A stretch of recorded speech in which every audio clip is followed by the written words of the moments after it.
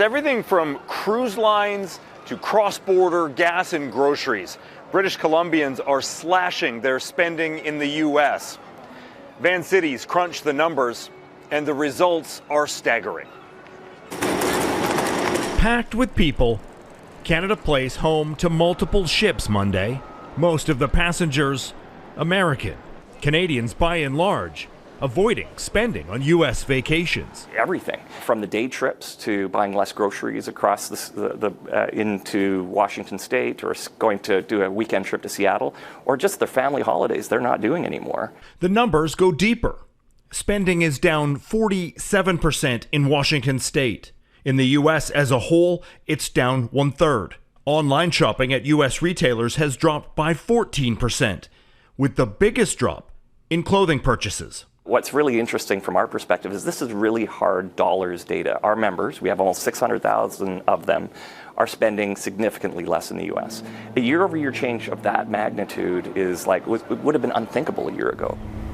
Experts say the downturn matches the drop in cross-border traffic. Crossings into Whatcom County are down roughly 40%. The holdback of Canadian customers is having an impact on businesses along the I-5 corridor.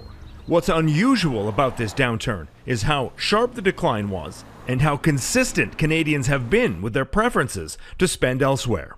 And while it seems to have stabilized, it is certainly sticking. We will see what happens in July and August, which tends to be the busiest cross-border travel season for our region. The Vancity data agrees.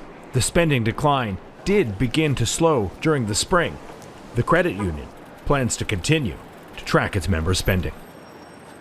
One question will be how quickly Canadians revert back to old behaviors. Even if Canada and the U.S. sign a trade deal, experts say it could be some time before spending volume returns to a pre-Trump level. Chris? All right, thanks very much for that, Aaron. And while consumer spending in the U.S. is way down, there are not a lot of made-in-Canada options for some businesses and services. Vancity business card holders spent nearly $30 million last year on companies like Google, Amazon, and PayPal. And so far this year, those numbers are holding steady. Canadian investment in Mexico is also way up, with the total value of peso wire transfers quadrupling over the past year, largely for high-value purchases like vacation properties.